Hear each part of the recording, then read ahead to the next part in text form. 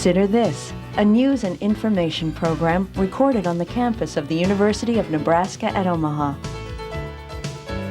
From the Fireside Lounge in the Milo Bales Student Center, here is your host, Carol Schrader. Hello and welcome back to the University of Nebraska at Omaha.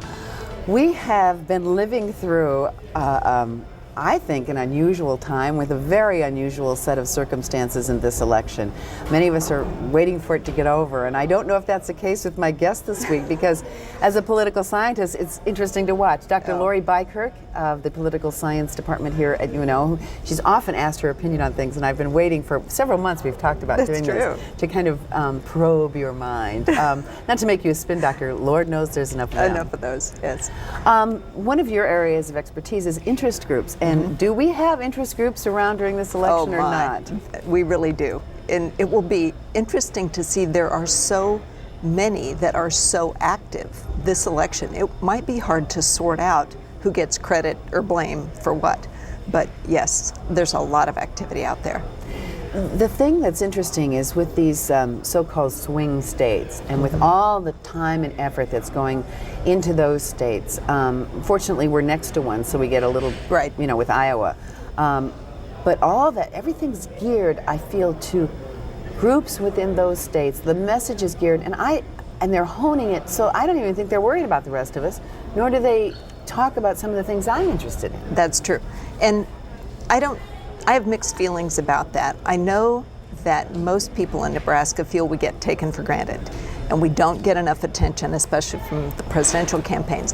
On the other hand, I know colleagues who've lived in battleground states and they are so tired of ads so early. It's just saturation, and I would get tired of that too, I think. But they're aiming their message. Karl Rove with the Republicans talks demographics, right. and those are interest groups in a sense, sort of in reverse. Yes. You're aiming at an interested group, not formal interest group. In some cases they are interest AARP groups. is a great example. And with mailing lists and email lists and volunteers, of course. The dynamics of an election now. When I was young, I remember there was radio and TV, and it was in its infancy, and remember the Kennedy-Nixon debates, and it was very sort of prehistoric looking now as we look at it. But we date ourselves. There were only a few outlets, newspaper, radio, and television.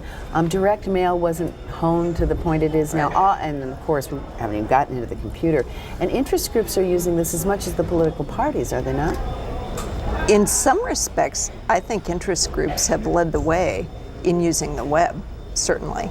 The parties are probably better at mass direct mail, but a lot of what they started back in the 70s with mass direct mail, they borrowed from interest groups and from commercial marketing. Define an interest group from a political scientist point of view. I'm sure there's some definition if you are an interest group, what you think you are. It's a collection of individuals that have a shared interest that is organized and pursues that interest through the political system. Okay, so does the loudest and the biggest ones get their way most often? Not always. Actually, when it gets loud and big, that means there are a lot of competitors. Very often they're most successful when it's something detailed, technical, very quiet, that the rest of us didn't know was going into that one-line addition to a bill that got passed in the middle of the night. Because some little group got what they wanted. Yes. Which leads me to the whole thing of public interest groups. Are they a good thing when they operate like that? And I look. Let me just give you for example that may or may not work. Recently, they passed a tax overhaul that was geared at offsetting the unfair advantages that the world trade people say that we had in how we operate our business, tax incentives we give them. So, they've been working 2 years to fix this up, and then they get a bill that I hear about pretty suddenly, and I pay attention, and I find out NASCAR gets a tax loophole. Now, to the best of my knowledge, they don't export a lot of racing. So obviously there are interest groups that have worked to the machinations of all this. And typically you will find that those organizations have been promoting that language probably for the same 2 years they've been working on the bill, but there was never an opportunity until the very last minute and then it's done with the assumption that there won't be a lot of oversight before it gets passed. So yeah, those people have been working the fringes all that time, and even though this doesn't seem to us like the right vehicle, no pun intended, it gets used for that. That's true. So how do people that consider themselves fairly regular, middle class, how can they're not part of, they might be part of an interest group, say they're a union or something like that, but they don't feel that they're represented by the stealth interest groups that have so much power. In other words, we're not represented as much as other people are. That's true. Interest groups give people with resources the chance to be louder, more vocal, more visible, more effective than most citizens. That's true. When we talked about the tax bill, we talked about interest groups as they aim their message towards the legislators and legislative staffs, et cetera. Right. Let's talk about the interest groups that are bombarding the airwaves, in particular with the changes in the campaign spending regulations. Right. Some unintended consequences, at least in terms of what Congress thought they were doing, have come out of that. That's true. And ironically, one of the things I do miss about the presidential campaign not being high profile here is that we're not getting to see a lot of those ads that millions of dollars are being spent on in these last couple of weeks. In fact, I'm not sure I've seen an advocacy ad by some flowery named group that you're pretty sure isn't really revealed very clearly by that name, although I have seen news reports about them in other states. Right, and then you have the Swift Vote for Truth and all those. Right. But I did see one today, and I didn't hear who the sponsor was, but it wasn't either one of the campaigns or the national parties. It was air traffic controllers. I saw this on CNN, and it said, "We need more air traffic controllers, and George Bush isn't hiring anymore, and your safety," it was just a short thing, and I hadn't heard it before. And so they're getting in under the wire, at least I heard this on one of the news networks, and that one kind of. But I don't know if it was the unions in general or the air traffic controllers. Yeah. That's interesting. So there's a lot. But at least there, it's pretty apparent who it is. Right. A lot of the things that you hear on Social Security and Medicare and drugs, you have no idea who's behind those. But it's kind of scary. Be better now. I mean, allegedly supposed to be better. You'd hear things in past elections. Citizens for Social Security. Right. Well, you assume that they're like you if you're 65 or approaching that. You're for Social Security, and it may not be at all. It might be for a certain part of it, or changing a certain part of it, or whatever. Yeah, that's true. You can't always tell. So we believe in free speech in this country, and the Supreme Court isn't going to, other than asking for more of a declaration of who you are as a special interest group. Do you think that's good? That in some ways we're finding out a little more who's backing these ads? Yes. And McCain-Feingold should have the effect of keeping those so-called advocacy ads that really aren't supposed to be for or against a candidate, keeping those from saturating airways. Issue advocacy. If it doesn't say vote for, vote against.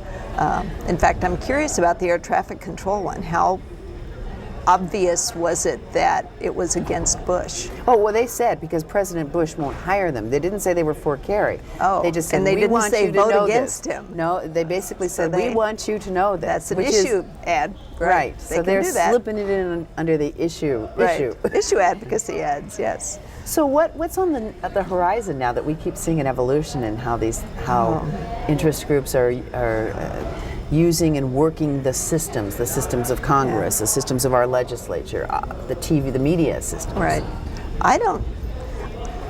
There seems to be an increased interest and investment of effort in using the web for advocacy purposes, recruiting, promoting issues.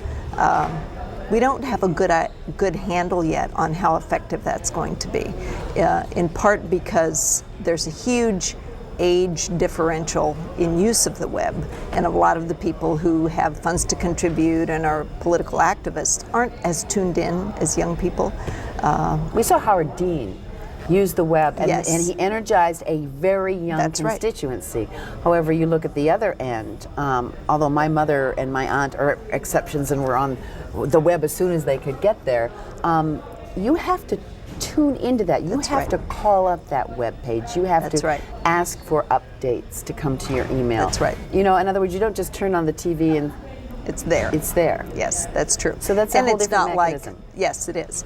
And I don't think the candidates and parties and groups have really figured out how to make it either more attractive or to go out and reach those people that don't seek it out. That's, And you know, they try to be warm and fuzzy. They either try to create fear in ads, or they try to be warm and fuzzy. That's pretty much. I know that's Yeah. oversimplifying, Yeah, but the candidates themselves, that seems to That's be what true. it is. And you can do that if you have ads on the internet, for instance, Mm-hmm. that they can click and watch. But the internet is a rather cold medium. yes, it is. You know, so if you want facts and figures and to compare and contrast, You but can do that. We still don't take a lot of time to do that on our own. No. And even the web, some research I saw lately said even organizations that have really good web pages that might have some sort of interactive feature, a chat room for people who are interested, don't really have those set up. So apparently their sense too is that it's never going to approach your neighbor or the person next to you in the pew at church bringing up the issue of politics or And there's a this candidate. huge distance in between. For instance, if I was a candidate, let's say a local candidate for the legislature or the county board, and I wanted to get the people in my district, well, it's this real circuitous route, you know, and hope that they true. might see it on the web. That's true. That's not efficient. so that Yeah. not efficient in a case like that. Right, It's probably right. more national elections. Nationally, yeah. Well, one of your other things that you instruct about in your interests is women. Yes. And I assume women in politics. Yes, exactly. And I've noticed, at least locally, you know, the figures are slowly creeping up. We had a big kind of bump in women candidates in Congress and Senate, and even we have no women on our city council here. So we had that era where every women are going to run, and then it seems It's really dampened. it's That's dampened. true. Is it money? Is it? Part of it's money.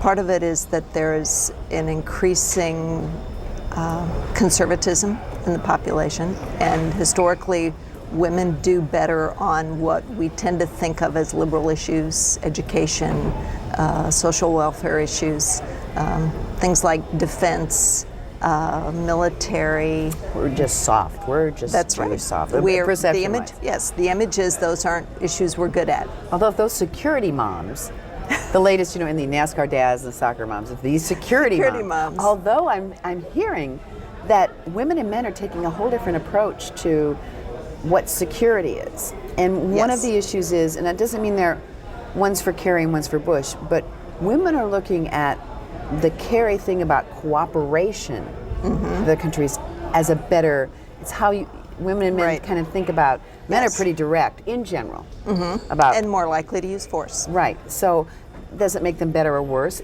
But I've Yes. heard that some Yes. of the polling is showing that. That's true.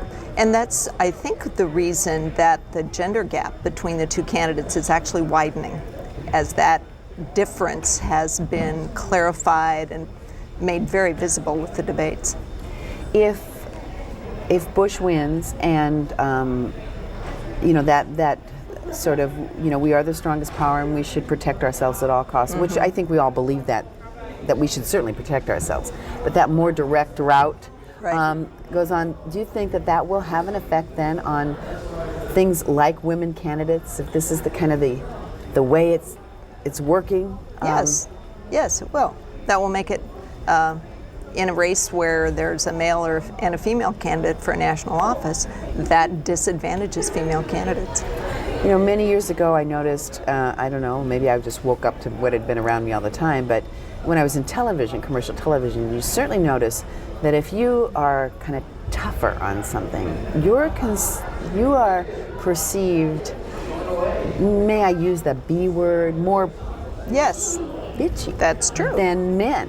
And That's the true. message might be identical, the decibels in the voice might The go up same. the same amount. Yes, that's true.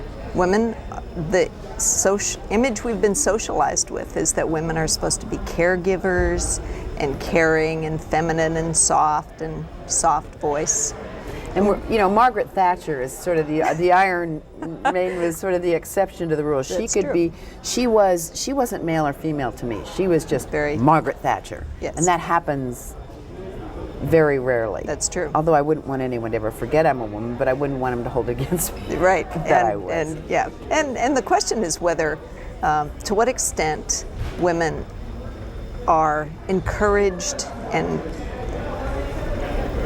promoted in being stronger, even if in a different way, a distinguishable way. But you're right, the initial reaction tends to be, no, that's not appropriate, get back in your role.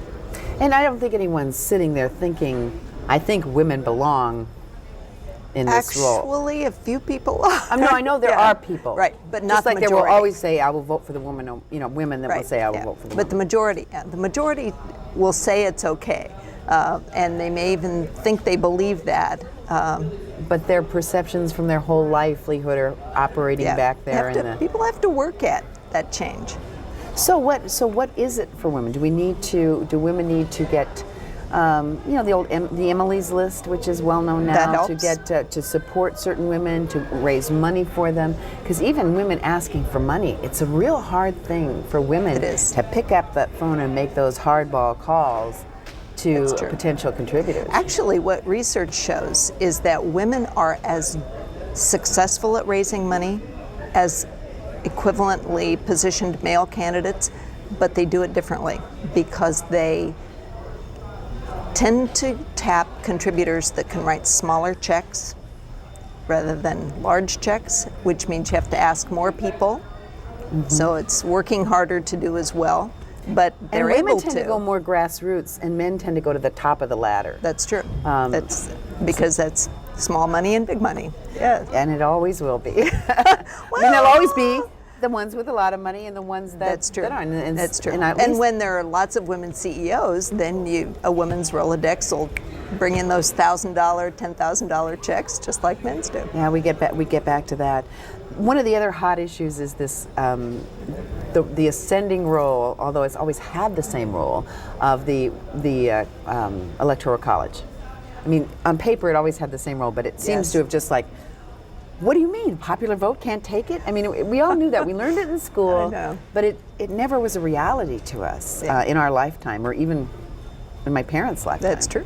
Yeah, So Colorado's got an issue on the ballot. they do. Is that It'll be pretty hot interesting. there? It is. It'll be interesting to see if that, We should if explain it what it is. passes, okay, they have a ballot initiative that will require Colorado's electoral votes to be distributed according to popular vote, which is different than ours and different than Maine's. So that'd be total numbers. In True. other words, if you just took all the popular vote in Colorado, if this passes, if 25% was Democrat and 75% Republican, 75 of the electors Right. would be blah, blah, Right. blah. We go by congressional district. It's sort Right. of winner take all district in the district. And but then the 2 Senate seats go by the overall popular vote. I had forgotten that. Yeah, Because we don't. That's you know. 2 out of 5. That's important. So, is this new sort of relevance? Because it could play a part in this election. Absolutely, absolutely. And I think there's every reason to believe it will. I think there will be 1 or 2 states that are very much in the situation Florida was in 2000. Florida may be in another. And they it won't have hanging may be- chads, but they're with their screen, touch screen thing, and it's still up in the air as to. With the early voting, there are already indications there are going to be problems in Florida. So, do you think that the Electoral College will get a stronger look at by the electorate, or? I thought that after 2000, but nobody's- with the it hasn't exception of the somebody's Colorado trigger. change, there hasn't been a mass move to amend it. As you sit back and you and your colleagues, I'm sure you chat Oh, yes. about the election, and you may not even all agree on things, but We don't. the academic chit chat goes on, the theoretical. What has been the most interesting thing about this election that is the talk of the political scientists? Is it all the money? Is it the I can't say that there's a single theme. But what is the buzz? The buzz is how close it's going to be, and trying to sort through all the opinion polls and all the various versions of how it's going to play out. This gets more and more every time. There are so many polls. There are so many spin doctors. There are so many. I mean, they have got a Republican and a Democrat from each of the presidential camps on a different one every 15 minutes. I know. It seems like when I'm switching around to the news network. And I tend to. I watch the debates very carefully, but I don't watch the commentary.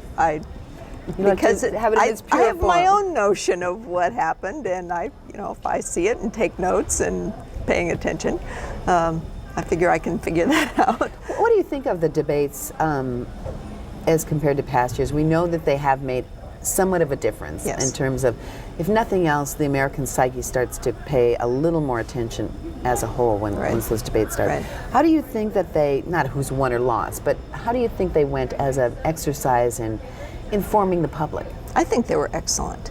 I think too much attention gets paid to style and appearances and that kind of thing.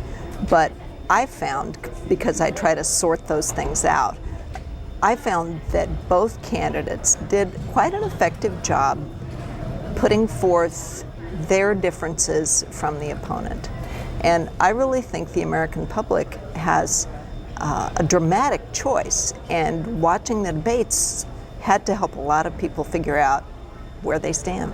Well, going into the debates, there was this side, and there were chunks of people on both. And there was this middle, and it probably, as the debates got over, the middle is just a little bit left. However, it's apparently going to be enough to do some damage to somebody or elevate someone once again, or for the first time to the presidency. Yeah, and it again raises the issue of whether third candidates might make a difference.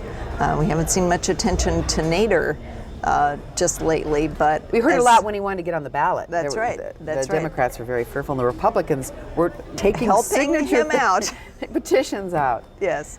So we haven't heard that much about it because he doesn't seem to have the attention that he's gotten. But that brings us to the whole issue of the two-party system. The two parties like it the way it is. Oh, of course. I mean, they have total control. And when you look at other countries that have more dynamic parties, multi-party systems, they're it's totally different dynamic, and and everything isn't controlled by the two parties. That's true. Will we ever see? And Nader has a good argument, as do other third-party candidates, that more parties would provide a more discrete set of choices for voters. But we're not going to see a successful multi-party system as long as we elect most people to national office in a single-member district. It's just not going to happen. What do you mean by single-member district? In a House district, you could have 5 candidates on the ballot, but only one person wins, even if they won just by a plurality. And until you did something like take the state of Nebraska and elect 3 members at large, and if you did that, then that competitor for that third seat might very well be a black or a Hispanic or a female, even though they've top just got slot, a better shot because there are more choices. More seats. Right, and if you can compete realistically for that third seat, then it makes sense for a third party to keep going, for people to work for it, contribute to it, etc. But if it's only ever 2, those folks, that's not a rational use of resources. So I know there have always been, in just the local elections, you have your at-large seats for the power district or something, and then you have your... I noticed there's a little more churning in the at-large seats. Yes. So it's that's that an example thing of is it. at work. Yes, it is. And that makes it easier for females, for racial minorities, for people with more diverse views to get into office. The thing that I have found, at least in the last couple of elections, and maybe before, but my memory's getting bad. You would remember those things, as this is your life, this is what you do, is that this divisiveness, that this extremes. Now, these 2 men that are running for president may not be, they're pretty far apart from each other, but they may not be extremely different on everything, but they have to pitch themselves to their base. And I wonder what the people in the middle Yeah. are feeling about that are the ones that are going to make the difference. Well, and you raised earlier how diverse the media of communication are now. Part of what troubles me is that you used to be able to see candidates, they'd get nominated appealing to their base, and then they kind of have to come to the middle, center, where most of us are. But now, a lot of those appeals, especially to the more extreme parts of the base, we don't see those on the media. Those go out in mass mail to a mailing list, and you have no idea what they're telling those folks, and it's a little scary. We have gambling on the ballot. Yes, which we do. throws a whole monkey wrench into probably not the presidential race, although maybe one of the congressional races. I'm thinking Lincoln is pretty close, maybe even possibly the second district here. Both parties say there are going to be people voting that haven't voted in years. Mm-hmm. So their predictions, they've always been able to gauge based on history. Mm-hmm. History may... Yeah. Well, actually, they haven't always been able to gauge. If you remember back when this isn't that long ago, when we did motor voter, so people could register. Right. Republican Party at the national level fought that for years. They thought it wouldn't work in their favor. Right, and they were wrong. It did work in their favor in most parts of the country. So now, if the Democrats are expecting these new gambling interest voters to help them, I wouldn't put money on that. Because in the 3rd congressional district, since there are most Republicans there, those that are turning out for just because of gambling, that may not have voted for a while, they'll vote the same. Generally vote the same way. I suspect they will. We have about a minute or so left. What, if you had a magic wand and could make, as a political scientist, and you don't like to tinker, but you always think about tinkering with the system, what change in the presidential or congressional electoral process should be considered? I would probably have us take a good long look at the Electoral College.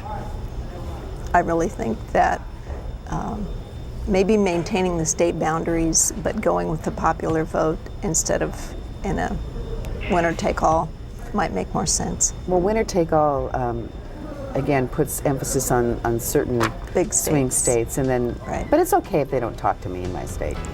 I'll watch the debates. I want to thank you for being with us, Dr. Lori Beikirk of the University of Nebraska Omaha Political Science Department. We've been talking about doing this. Thanks for coming on my show. You're very welcome. And thank you for joining us on Consider This. That was.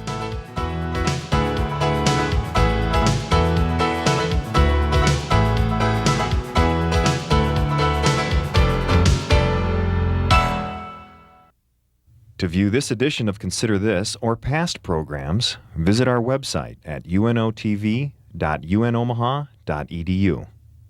For comments or questions, call 402-554-2516 during regular business hours. Consider This is a production of UNO Television.